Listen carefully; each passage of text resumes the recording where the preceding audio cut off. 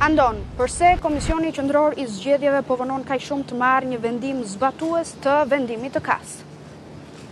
Jo, nuk e ka vonuar më. Komisioni Qendror I Zgjedhjeve vetëm pak minuta më parë ka vendosur që të zhbllokoj votat e bllokuara të Greqisë dhe të nisë me njëherë numërimi I tyre I 53.000 zarfeve, të cilat qëndrojnë kyçur prej ditës diel në ambientet e parkut olimpik. Ishte kryekomisioneri Ilirian Celibashi, cili pas disa ditësh në fakt vendosi që të rrëzoj edhe vendimin e parë të vetes dhe të urdhëroj me njëherë nisjen e numërimit të votave të diasporës nga Greqia. Me sa duket, zoti Ilirian Celibashi ka reflektuar për vendimin e tij të parë, pasi edhe Komisioni I Ankesave dhe Sanksioneve e rrëzoi. Megjithatë, ka një vendim tjetër I cili pritet merret nga Kolegji Zgjedhor, por që nuk ka lidhje me këtë vendim të dytë të zotit Celibashi, ka lidhje me vendimin e tij të parë, ndonse vetë zoti Celibashi e ka rrëzuar atë vendim. Pra, po pritet vetëm zbardhja e vendimit të kryekomisionerit Ilirian Celibashi, që me njëherë administrata në parkun olimpik, aty ku po pritej me heshtje ky vendim, të nisë me njëherë puna për numërimin e votave nga Greqia. Janë jo pak, janë 1/4 e votave nga diaspora, të cilat nuk janë çelur, janë 53.000 zarfe ku ndodhet vullneti I emigrantëve shqiptar në Greqi, por për më tepër ndjekim se çfarë deklaroi pak më parë zoti Celibashi gjatë shpalljes së vendimit. Në lidhje me kërkesën e Partisë Socialiste për vazhdimin e procesit numërimit dhe vlerësimit të votave nga jashtë, kam arsyetimin vijues. Administrimi dhe numërimi dhe vlerësimi I votave të votuesve nga jashtë bëhet në përputhje me parashikimet e nenit 25.2 të kodit zgjedhor, si dhe të vendimit numër 22 datë 20.3.2025 të Komisionit Rregullator. Këto norma përcaktojnë rregullat për një proces që fillon nga mbritja e dokumentacionit zgjedhor në Komisionin Qendror të Zgjedhjeve deri tek tabelimi I rezultatit zgjedhor për subjektet zgjedhore, partitë politike dhe koalicionet zgjedhore për çdo qark. Në zbatim të këtyre normave, KQZ ka administruar të gjithë dokumentacionin e mbritur në këtë institucion, si dhe po kryen procesin e numërimit dhe vlerësimit të fletëve të votimit të cilat gjenden në këto zarfe dhe në këto kuti. Si kodi zgjedhor, ashtu dhe aktet ligjore rregullatore të miratuara në bazë dhe për zbatim të këtij kodi nuk kanë parashikime direkte apo konkrete në lidhje me të gjitha aspektet apo momentet e procesit të numërimit dhe vlerësimit të votave të votuesve nga jashtë. Numërimi dhe vlerësimi I votave të votuesve nga jashtë, në një analogji thuajse të plot me procesin e numërimit dhe të vlerësimit të fletëve të votimit për votimin brenda vendit, administrohet në instancë të parë nga grupet e numërimit të votave nga jashtë dhe në instancë të dytë nga Komisioni I Administrimit të numërimit dhe vlerësimit të votimit nga jashtë. Ashtu sikurse procedon grupi I numërimit në procesin e numërimit të vlerësimit të votave brenda vendit, po ashtu procedon dhe grupi I numërimit dhe vlerësimit të votave të votuesve nga jashtë. Grupi I numërimit të votave brenda vendit ka përgjegjësinë dhe detyrimin të bëjë vlerësimin e çdo vote që ai gjen në kutinë e një qendre votimit dhe në lirinë e vet ligjore ka të drejtën ta vlerësojë atë vot ashtu sikurse ai e mendon.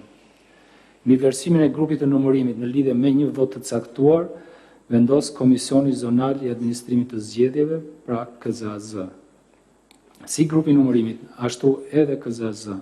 në lidhje me numërimin dhe vlerësimin e votave brenda vendit, nuk kanë asnjë kompetencë ligjore, teje asaj që përcakton kodi zgjedhor në nenën 115 e vijues të tij.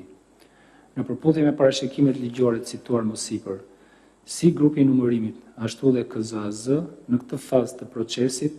thjesht dhe vetëm vlerësojnë fletët e votimit dhe nuk kanë asnjë të drejtë tjetër dhe nuk disponojnë mbi asnjë lloj parregullësie tjetër të mundshme të procesit të pretenduar nga palë të ndryshme pjesëmarrëse në proces. Këto dhe të tilla si këto, sipas objektit të kërkimit, janë kompetencë e Komisionerit Shtetëror të Zgjedhjeve dhe ose e Komisionit të Ankimeve dhe Sanksioneve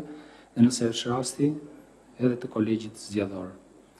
Për analogji me numërimin dhe vlerësimin e votave brenda vendit, edhe në rastin e procesit të numërimit dhe të vlerësimit të votave jashtë vendit,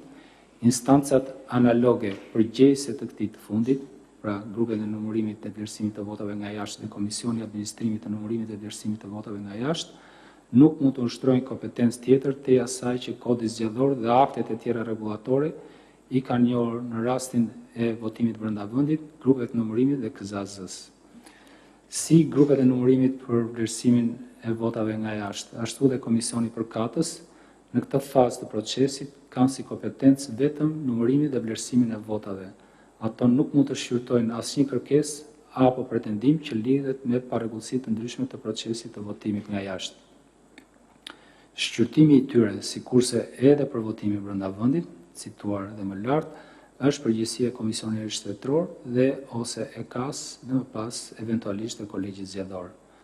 Komisioni për Administrimin e Numërimit dhe Vlerësimit të Votave nga jashtë ka marrë aktualisht në dorëzim nga Komisioni Qendror i Zgjedhjeve të gjitha kutitë në të cilat është administruar dokumentacioni zgjedhor i votuesve nga jashtë, pra me pak fjalë të gjitha fletat e votimit të ardhura. Në marrjen dhe në dorëzimin e këtyre kutive, asnjëra prej tyre nuk është vlerësuar si kuti e parregullt sipas përcaktimeve të akteve rregullatore. Për sa kohë të gjitha kutitë e administrimit të votave nga jashtë janë konstatuar të rregullta, është detyrim ligjor si për grupet e numërimit dhe të vlerësimit të votave nga jashtë, ashtu edhe për komisionet përkatëse, për të numëruar dhe për të vlerësuar çdo vot, pra çdo zarf që gjendet i administruar në këtë kuti. Si grupi numërimit të votave nga jashtë, ashtu edhe komisioni përkatës mund të vlerësojnë si ata e çmojnë një vot të caktuar, pasi kjo është kompetencë e tyre, por kanë detyrimin për ta bërë këtë pa bërë asnjë përjashtim në lidhje me votat të caktuara. E në vijim të kësaj që thamë, këto instanca kanë detyrimin të bëjnë edhe tabelimin e rezultatit të numërimit dhe vlerësimit të votave për çdo subjekt zgjedhor, për çdo kandidat që i nështrohet votimit preferencial dhe për çdo qark. Antari i grupit numërimit me këtë rast, apo dhe antari i komisionit administrimit të numërimit dhe vlerësimit të votave nga jashtë, kanë të drejtë të kontestojnë votat të caktuara, si dhe të shënojnë në librin e protokollit vërejtjet përkatëse të rastit. Sikurse thamë edhe më lart, këto instanca nuk kanë asnjë tagër tjetër ligjor. E në këtë fazë të këtij procesi, asnjë instancë tjetër zgjedhore, të paktën për Komisionin Shtetror të Zgjedhjeve, kjo është e vërtetë e pranuar dhe e qartë, nuk kanë kompetencë procedurale për të shqyrtuar kërkesa apo pretendime që lidhen me parregullësi të mundshme të procesit zgjedhor. Shqyrtimi i pretendimeve për shkelje të ligjit zgjedhor. Dhe teksa duket se diçka po lëviz për sa i përket votës së diasporës, ka ngelur pa hapur zarfet e Greqisë, jo pak vota janë aty, rreth 53.000 zarfe që ndoshta pritet të ndikojnë ende në thellimin e rezultatit fitues të Partisë Socialiste, po mbetet për tu parë se cili është verdikti i qytetarëve. Unë falenderoj kolegun Andon Kello për gjithë informacionin që ai dha, për dy argumentet që ne trajtuam së bashku.